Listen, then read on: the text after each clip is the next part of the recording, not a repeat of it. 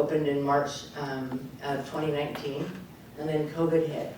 COVID hit in March. Oh no, 2019. So then, then COVID hit, and all of a sudden was also March 17th of 2020 then, right? COVID hit, and in March, run stores have the highest amount of inventory that they can possibly have. We have all the spring marathons, we have spring track, we have people coming out of the woodwork because they've been pent up in their houses in New England all winter, and they're coming out to purchase and to get out in this beautiful weather that we're having. And we were given like 3 days notice that we needed to close down. And here I am at the highest amount of inventory that we could possibly have, the highest amount of employees that I'd ever had. And all of a sudden it was me by myself. And I was grateful at that point that my landlord, a lot of landlords didn't do this, worked with me a little bit. And that the government worked with us too, that we were able to sustain our business. And it quickly became me alone in this store. And I remember sitting at 423 Main, a building that's 100 years old, and thinking to myself with this tin ceiling, I'm one of a lot of shopkeepers that have been in this same exact space, and I know that these shopkeepers have survived over the years too. They had depressions, they had other things. There's a way to do it. And so leaning into the community then, we did some really fun pivots things. My husband became our delivery driver. We did fits on the outside benches. We did fits by an iPad, and we really involved the community. And that COVID was a perfect example because I reached out to everybody and said, hey, buy a shoe from me today, and I'll donate a shoe to the Men's Catholic Center in Stamford. It's escaping me the name of it. But we ended up, the community leaned into that, and they bought a pair of shoes, and we donated a pair of shoes. So having the community, talking to people, don't expect people to come in your doors. You gotta reach out. You have to reach out and touch people in ways that, that they feel like they're supporting you for a reason and that they wanna walk into your store versus buying it on the World Wide Web. So your community is super, super important. Your landlord's important. When I, during COVID, right before COVID, was just getting ready to sign the lease for Ridgefield Running Company, and like had done everything but actually sign my name, and COVID happened. And so I put that on pause. But right before it happened, the landlord of the store in Darien came and sat in my store for 2 days to see what my business was like. He is vested in our community. He's vested in his tenants. And then we opened that up, and then the store flooded twice, and you replaced flooring twice. When other landlords in Darien said, sorry, not my problem. So landlords are super important, community is important, and your families and friends are really important, because there are times that you have to lean in really hard.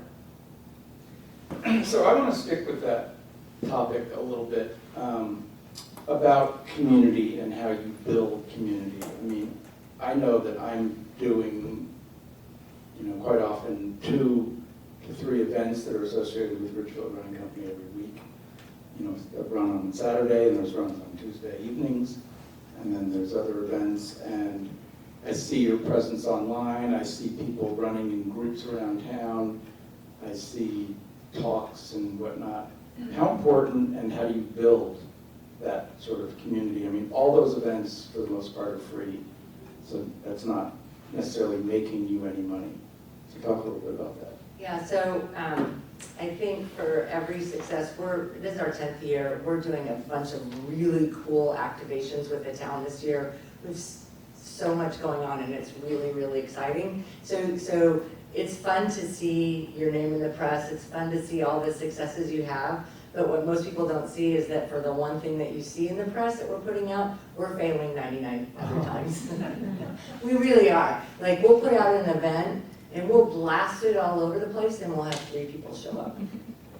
And that's scary. That's really scary, but you just have to keep doing it. And eventually somebody tells somebody, and somebody tells somebody else, and then that person comes in, and that's how you kind of get that community. And we're seeing it really, really well right now in Brookfield. I was not planning on opening a store in Brookfield at all in February 1st or so. And then the guy that owned this store, this business, approached me and said, I'm gonna shut down, would you like to acquire my inventory? And it was kind of a no-brainer because they had the key thing in the store that was needed. The store is terrible. It doesn't look like our stores.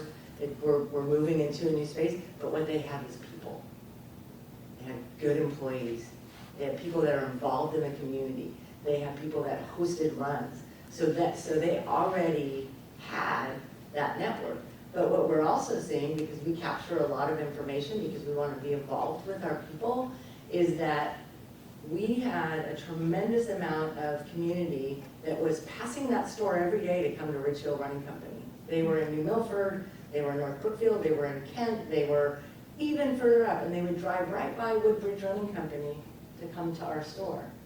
And so now those people are coming into Brookfield Running Company and they're super excited that we're there. But what's happened is we've built community with them and they've been talking about us to all of their neighbors who are like, I'm never driving to Ridgefield.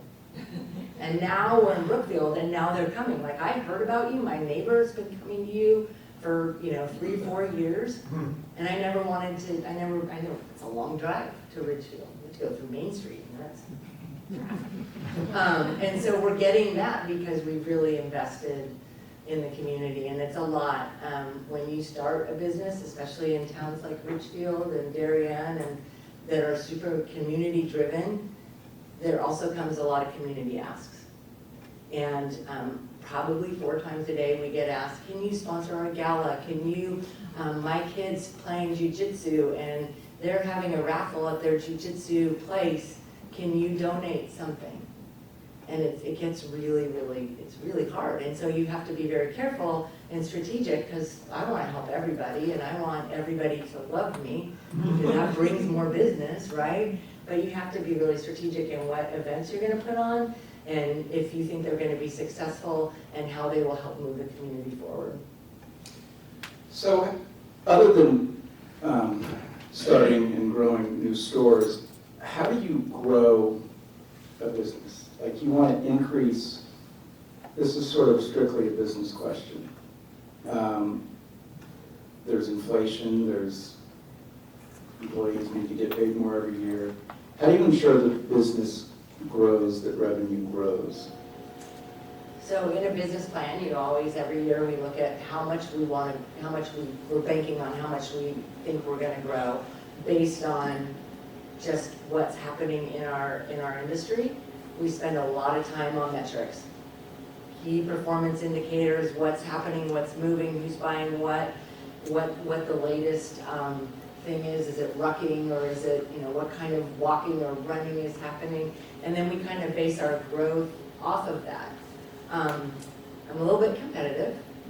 So I think that's important in being an entrepreneur and running a business is that you always want to be better than yesterday.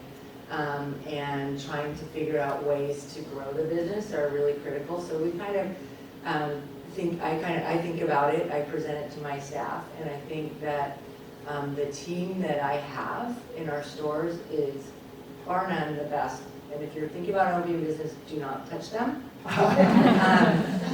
That we invest a lot in our employees. We look for people that are people pleasers and have a lot of empathy, and I think that our growth is really contingent upon who's working on the floor and who's touching our community and who's buying our products. So I usually, during COVID, coming out of COVID, our growth was huge. Everybody found movement. So we totally blew out of the water what we had planned to grow. And now the running industry, and I pay a lot of attention to this, we have, like Jeffrey said, we have run tanks, we have groups of independent running retailers that we're very careful in sharing, are really good in sharing our information. And we talk about things together on how we think the industry is going to grow. What are our pain points? How can we address them so that we continue to grow our business? it's easy to grow a business right now because the cost of everything, the cost of shoes have gone up. So our average ticket sale went up $5 over the last year. Why? Because shoes went up $5. And so that sort of thing, if you look at the percentage of sales, of course you're gonna grow that way. But where's your margin gonna be? And how are you going to make sure that you're employing people that can also live on their income and want to show up to work every day and be able to help you move that up a little bit higher and keep the margin? It's a big thing, especially if you're looking at a business that has a cost of goods. You know, Bob from the Cake Box, he works right next to me. His cost of goods is flour, sugar, water. His cost of labor, really high, probably a larger than mine. My cost of goods is quite a bit. It's probably 45% of my whole business. And so thinking about how to do that so that you can maintain good margin, you can sell the shoes at the same price that the internet does, it's what we always do, and that we're depleted by the time that shoe goes on sale. So there's a lot that goes into thinking about how you're gonna progress the business forward. So I have many other questions, but I know that many of you do too, so let's open it up and get somebody from the audience right here in front in green. I have many questions. Okay, start with one. I will start with one.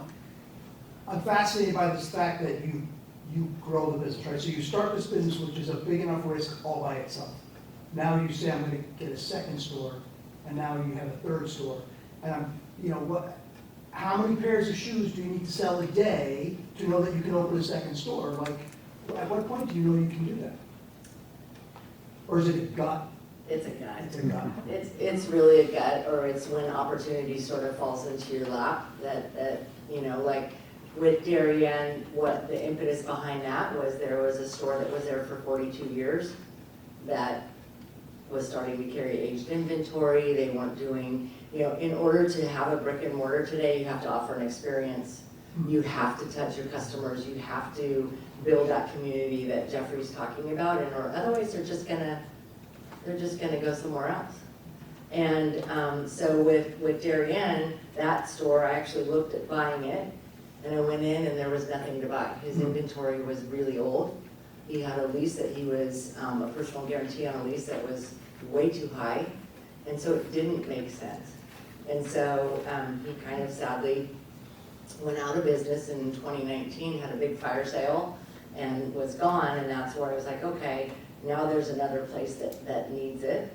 And it also happened to coincide a little bit with my husband retiring, so I had a little bit of backup and support from my family in a big way on that, and also the team. Like, let's do this. This is a great opportunity. Let's have fun, and it's fun. It's exciting, and I think sometimes when you have a retail business, if you're walking in every day and you're just opening the door and you're walking in and it's same old, you're not gonna ever want to open another thing. It's mundane. It's not whatever. I really thrive on that adrenaline of trying to see what I can do next. My team will tell you that they'll walk in one day and the whole place will be torn apart because I went to a conference and I found out a better way to do something.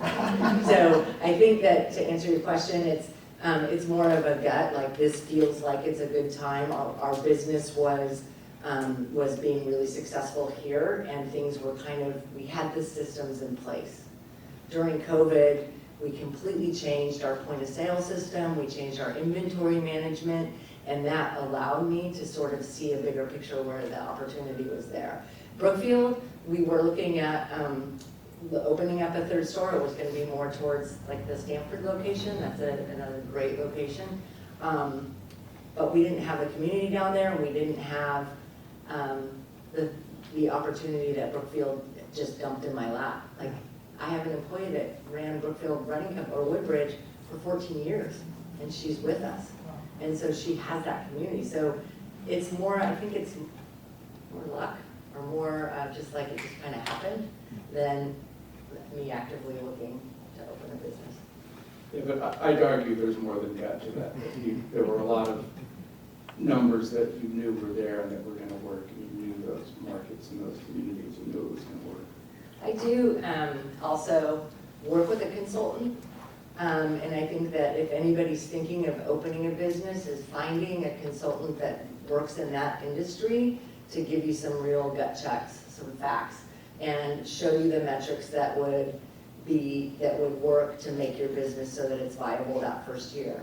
When I opened up Ridgefield Running Company, we did it on a shoestring of a loan because we knew we didn't have to live on it. I would have taken out, I mentioned before, quite a bit bigger loan if I was single and planning on sustaining that business. But even so, the pro forma for that first year business showed us at a loss. And so looking at that and looking at things for the long term, I think is super important. Questions? Yes, Remy. In college, did you study business or marketing? And if not, what in college helped you with your current So I think vocation? you can't teach entrepreneurship. I think that's something that you're born into, that sort of drive that makes you want to try things. I went to college I wanted to be an orthopedic surgeon, and I went to UC Davis. And apparently the people that really, UC Davis is a very competitive school, the people that were really good at biochem and stuff like that were not in a sorority and did not have, were not doing upside down margaritas and having fun at things like I was. and so I took a year off and I went back and I graduated in communications. So rhetoric and communications, speaking. I guess most people that take that major end up being attorneys or that sort of thing, but I didn't really have the business background. I come from a very strong family, my mother and her two sisters, who were very artistic and very driven people, and I think that kind of set the stage for me. And then also I was afforded a time, I worked right out of college until Abby was born. He's back there, he's having our first grandchild in June. I worked up until then. I actually worked, back then, I was a manager of a design center for a large home builder, built about 2,500 homes a year in Phoenix. And so I got the business part of it then, but I remember I was getting ready to have her, and the president of the company brought me in. He said, well, never had this situation before, and I'm sitting like this. I've never had a manager. I've never had a woman that's a manager, and I've never had a manager that's pregnant. And so Arizona is a right to work state. And so you have 6 weeks, and if you don't return on the first day of the 7th week, you no longer have a job. So yay for all of us now that have, especially in the state of Connecticut, FEMLA, that I just had a young woman have a baby, and she was able to take 12 weeks off, of which the state of Connecticut pays a very large percentage of her salary, and I subsidized it. And that we're able to give women the opportunity to be around and nurture their babies, which was in your question. But I think that I founded Run Like a Mother in 2008, which was a small town race that is happening this weekend with about probably 1,500 of our closest women friends running and walking down the street. And that threw me into the business world really quickly. In fact, a quick story, Jeffrey, who put on Try Ridgefield, is a friend of mine, and I came up with this idea one morning that Run Like a Mother. What a great thing to do on Mother's Day. I had a great group of women runners that I had been running with, and I pitched it to them, and they're like, yeah, it sounds really cool, because we ran all together, and we ran on Mother's Day in 2007. And then I invited Jeffrey and Evan McGerald over for milk and cookies at my kitchen counter in 2000, probably about 8 weeks before Mother's Day in 2008, because they had just started Try Ridgefield. And I said, what do you think of this idea? Mother's Day, Run Like a Mother. I'm gonna, we could get all these women to run this race. And Jeffrey, in his calm and quiet way, said, well, I should do it on the rail trail.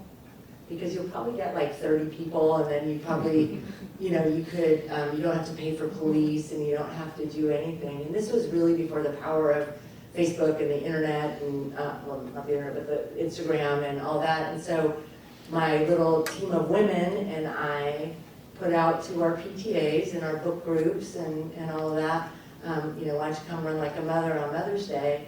And all of a sudden we have 500 people registered for racing. I have raced a lot in my life. I had never put on a race.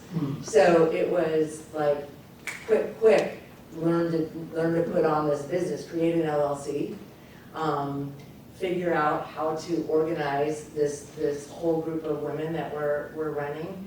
And here's my first failure. It was hugely successful. We actually had a boy, Will Bordash, win the race, which we had not planned for. It was supposed to be a women's only race. A 12-year-old kid that I had a bottle of champagne for. So next year we had the Bordash rule where we had to put a kid's race in so we could win it. But I was so excited. And at that time, the Hole in the Wall Gang Camp was the title charity that we were raising money for. Now it's the library and the Norino Papa Mother's Live Your Life Fund.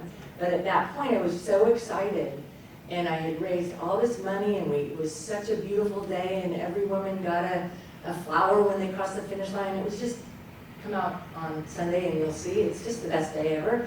And I quickly wrote a check to the Hole in the Wall Gang. I was so excited, but what I didn't realize was that after I paid all my costs, after I did everything and wrote my check, that I actually got taxed on the full amount, even my donation amount.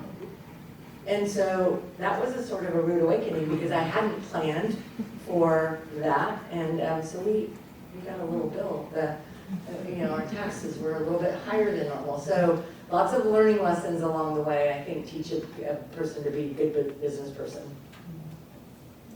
There was a question back there. I think Lori. So I get to hear a lot of stories when you talk to customers or come in the store. And you'll say, you know what, I have a great set of employees and they support my crazy ideas. So my question to you is an example of within your business day, what's the craziest idea that you had within your store that your employees may have said, oh my gosh,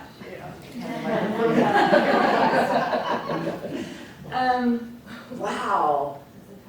That is a tough one because we're testing things all the time, and our team is used to me always coming in with, that's not working, we gotta change this, we gotta do that, hey Jamie, go over there, this looks like crap, we need to move this, or they'll walk in one day and,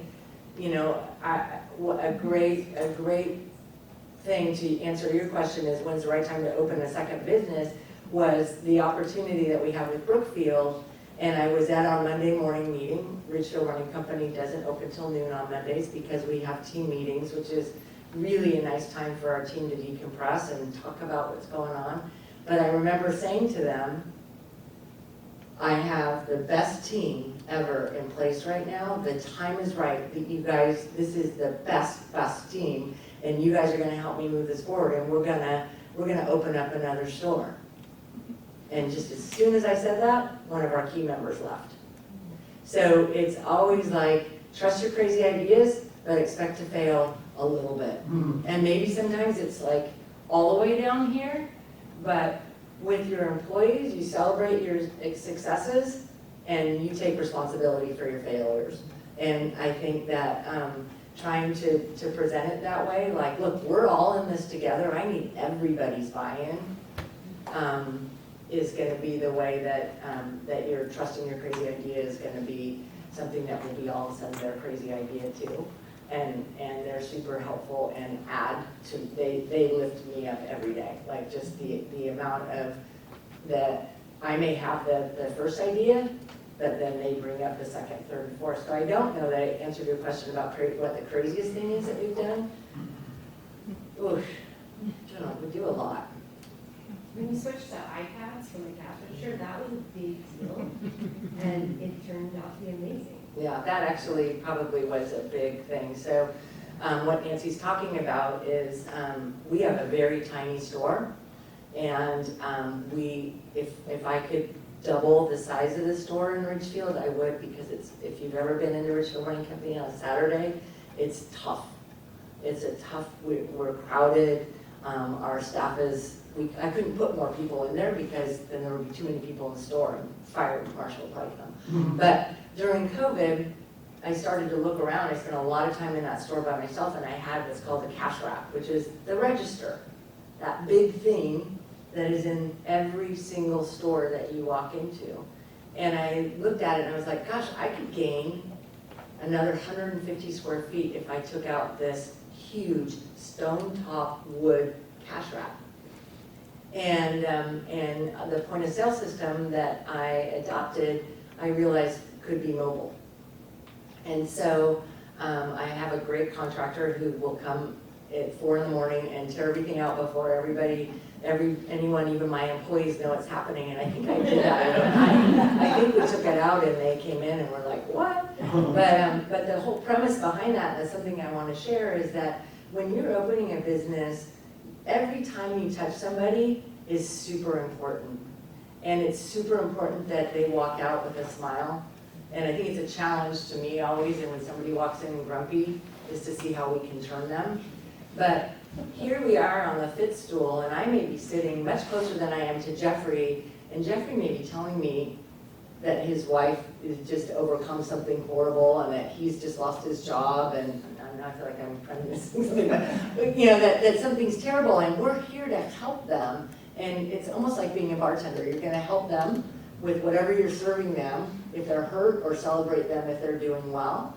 And this relationship became really important. And I thought, goodness, this is so great. I've just met Jeffrey. We've shared all this stuff. I've shared some stuff with him. And now I'm going to say, okay, Jeffrey, come on, let's get up. I'm going to stand here. You're going to stand on the other side of the cash route. And what was this beautiful relationship that we had sitting over on a footstool now became a transaction. And you're going to hand me your credit card, and then I'm going to take the credit card, and I'm going to hand you the bag, and I'm going to say goodbye. And so we decided to move everything to iPads, where everybody is pretty much rung out wherever they're standing, very similar to an Apple store, which is, you've been to an Apple store, it's pretty cool. Like, you're just talking to somebody, and all of a sudden, whatever you wanted appears from the back. And then you're like, oh, I'll just swipe that, and you're on your way. So that was a really crazy idea, and that thanks Nancy, because that really was something that actually Ridgefield Running Company has changed the industry on. Other stores have adapted it now, and it's really great because when you have a high school kid that's making minimum wage and he's working for it and he's standing behind the cash wrap all day because there's nothing else to do, he can't. Yeah. There's nowhere to stand. So he has to, if you lean, you can clean. So he has to do something else because there's nowhere to just hang out and check words with friends or do other things. So thanks for that. I do have to say that, this is just a comment, the first time I came into Ridgefield Running and you didn't have the cash wrapper was a bit disorienting as a customer. I came in and somebody came right up to me and asked me if I needed anything, and I think it was with my son, and he's not.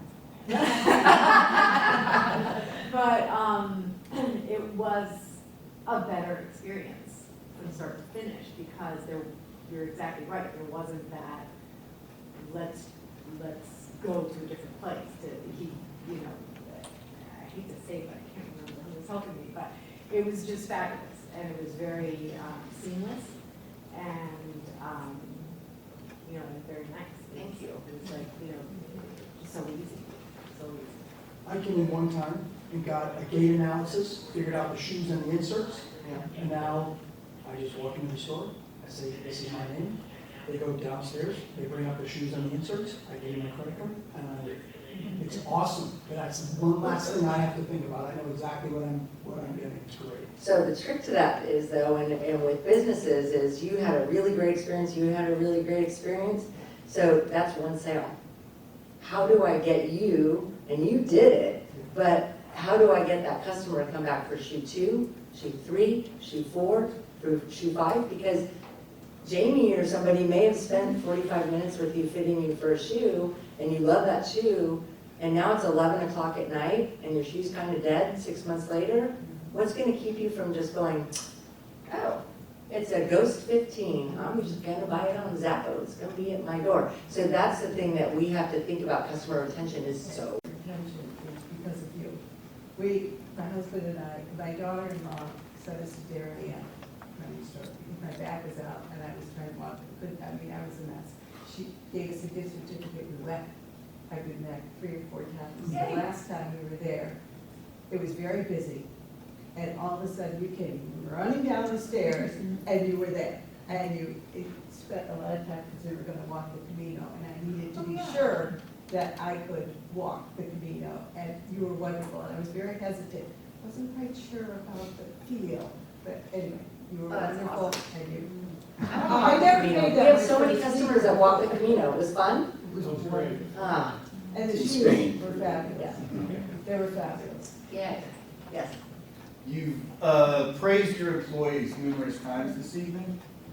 How did you find it? Lots of times on the fit stool. So, So they were previous customers? and, you know, you talk to somebody enough, you get to know them.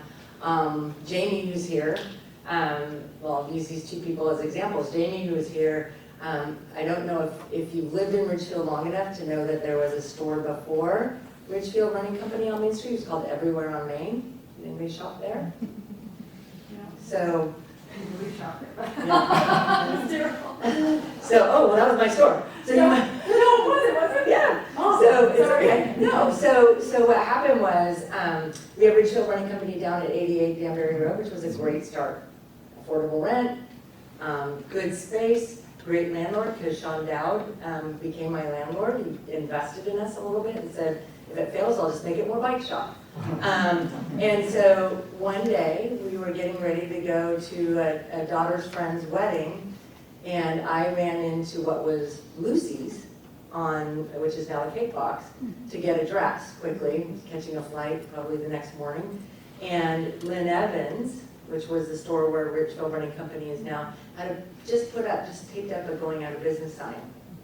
And I was like, that's the space. It's the space. And so I went back to Ridgefield Running Company and I figured out who the landlord was, and I called her and I said, I don't know what I'm gonna put there, but I want first right of refusal. And I still had 2 years left on my lease down there. And so then the plane ride, and I remember this totally, Sean was sitting on the aisle and I was sitting on an aisle, and he said, I think that I should open up a store. And we were like in business for 3 years, maybe 4. I think I should open up a store everywhere on Main. I should open up a store on Main Street, but you have a store. You have a lease. I said, yeah, but this is the space. Like, I don't know, but I think I can do this and it should be a lifestyle store. So we went in deep with that. I got another loan and we opened up everywhere on Main, and Jamie came to me, was working at another store in town, and said, oh, I'm really good at selling apparel and things like that, and she is. And so I hired her, and my thought was everywhere on Main sold Uggs, and it sold lifestyle sneakers and lots of little tchotchkes and candles and inspirational bracelets and crap. But it was a viable business, and it was a business that did pretty well, and Jamie was the kind of the lead salesperson there. And then it was time to move Ridgefield Running Company up there, and I would have kept everywhere on Main because it was a good business, except for it's a lot easier to open up 2 stores of the same type. You're buying the same product, you're building it out the same way, than 2 apples and oranges. And I was buying 1,000 different SKUs, stock keeping 1,000 different items for Ridgefield, and then I was gonna do the same thing or more for everywhere on Main, and it gave me a headache, and so I couldn't do it. If somebody had said that they wanted to buy it or take it across the street and was really vested in it, I would have taken it. But that's how I found Jamie.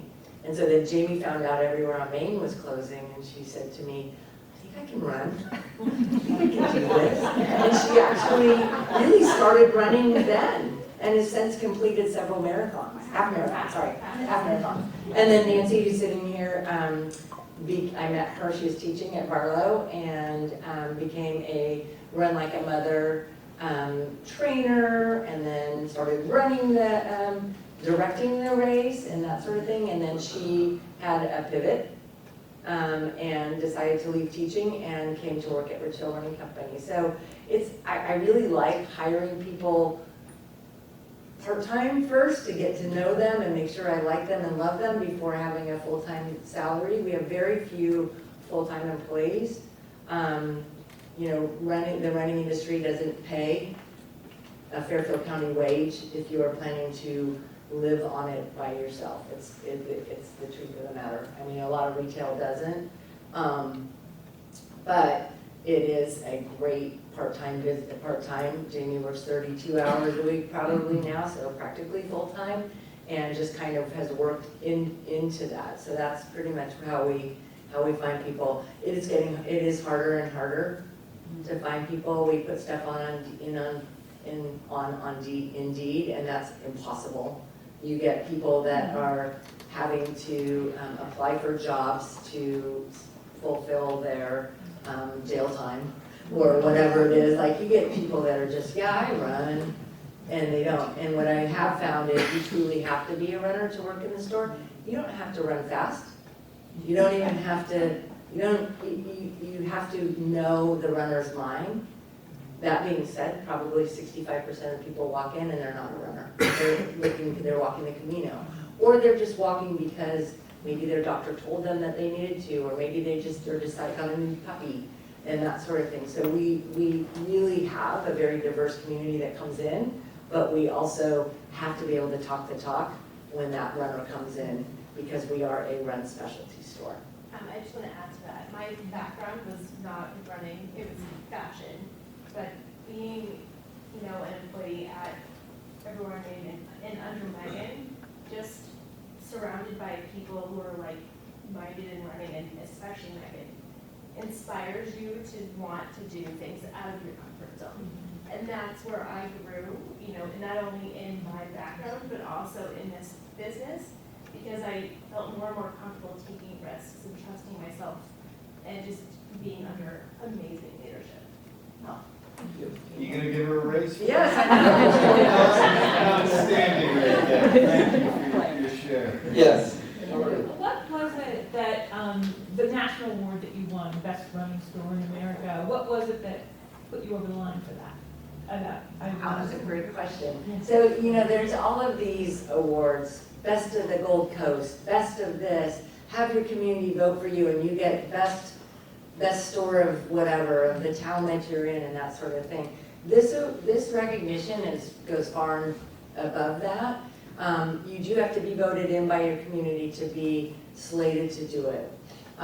So we do ask people to write in and ask us to be nominated, and then once the nomination happens, the criteria is pretty stiff. The first thing they do, they talk to all the vendors. Does she pay her bills? Is she good with the people that she is buying from? Peers. Then they go to your social media. What is she doing out there? What is she picking up? How is she reaching her community? How are her employees? They look at LinkedIn. They look at so many different things, and then they secret shop you. And that, boy, if they get that 17-year-old kid that's there on the weekends, that, you know, whatever, you're down the drain. So our training is super intense, and we treat people like we're being secret shopped every single day.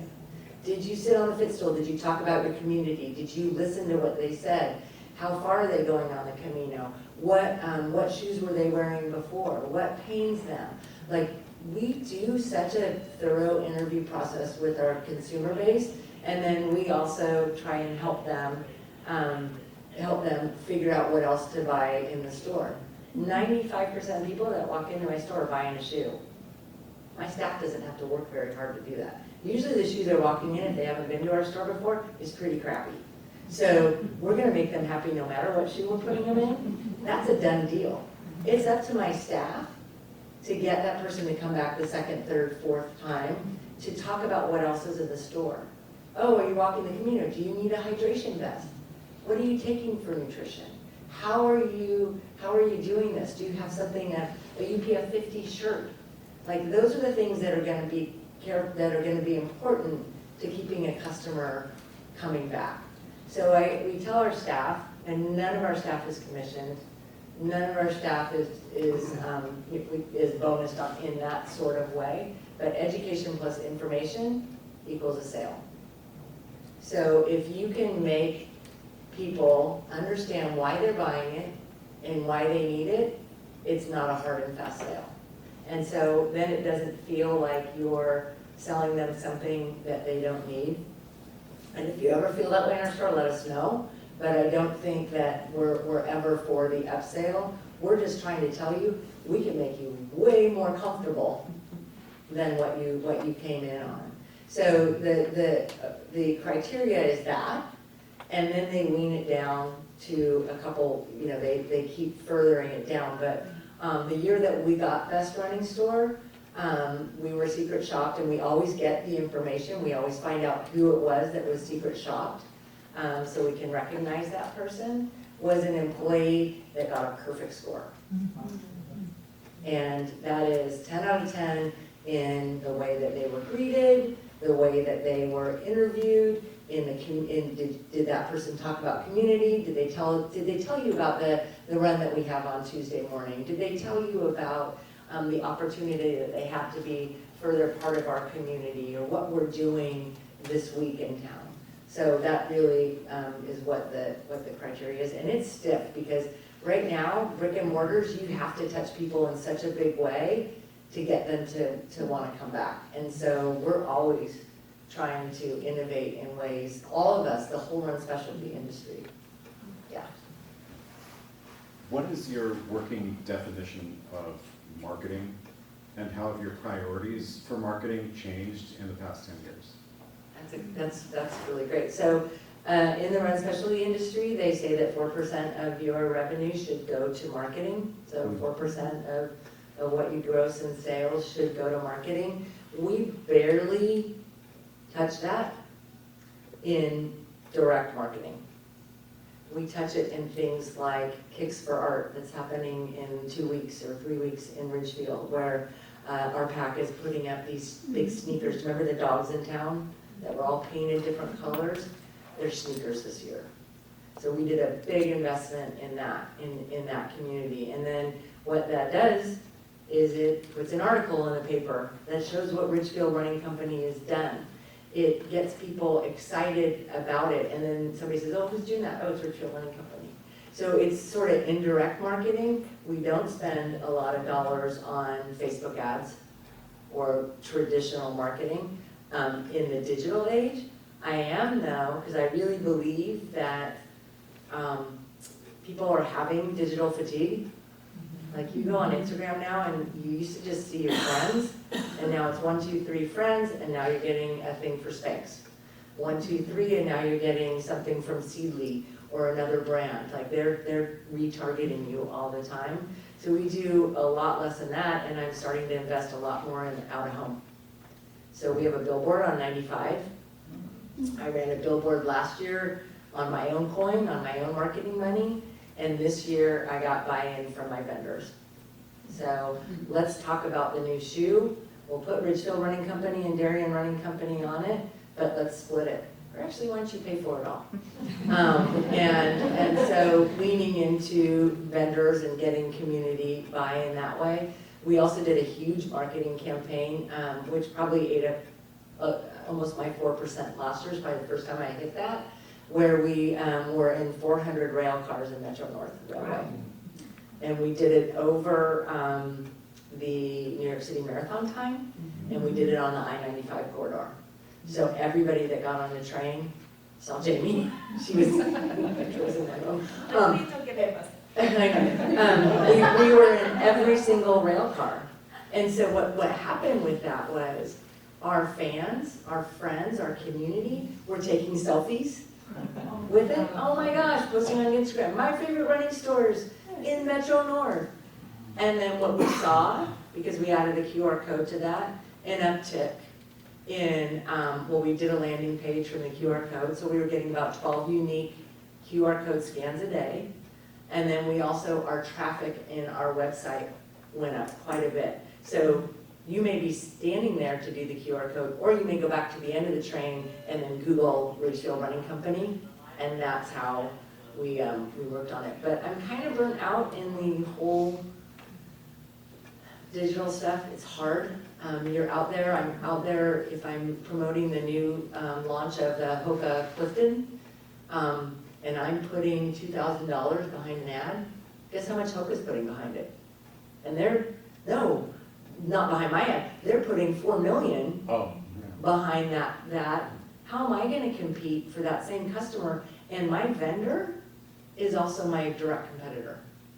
So it's hard for me to compete in that social or digital space when the person that I'm advertising the shoe is also dumping 7,000 times more money into that same space that I am. So lots of times we'll get vendors that will co-op with us, and then they're paying for it, and it will drive traffic to our site, but it's exhausting. And I know that, like, even with out-of-home campaigns or doing things that are in the community, it's really hard to see the ROI on that. Really hard. How do I know that you went and saw that really cool piece of art and know that Kicks for Art is something by Ridgefield Running Company? We ask a lot, like, how'd you hear about us, or what did you see in town, or whatever. But I think that, again, it's the community that you have to get behind to support, and throwing stuff into the inner space. You can get some tangibles, and you can see sometimes where somebody's bought something because of something that you did, but it's harder and harder. Anyone else? Well, they're giving us bells at the library. Megan, thank you very much. This was very interesting, and I hope you all learned something, and I hope some of you may have been inspired to make your business better, or to start a business, or just to help a friend with a business. Thank you to the library, and thank you all for coming. When you're starting a business, or anytime you have a business, it's never like this. It's never ever like this. It's chutes and ladders. So just expect it to be that way. There's going to be those days that you're on top of the world, and then there's going to be a day like today where I work from home, and every time that my husband walked by, I was screaming at him or growling because a shoe dropped, like something happened. And you just have to keep on pressing on. And if you find yourself in a business where you're starting to dread to open the computer or walk in the door, you're not going to be sustainable, because if you're not in it, your staff's not in it. You might as well shut your door, because people will buy online, or they'll do your service somewhere else. So thank you so much for coming.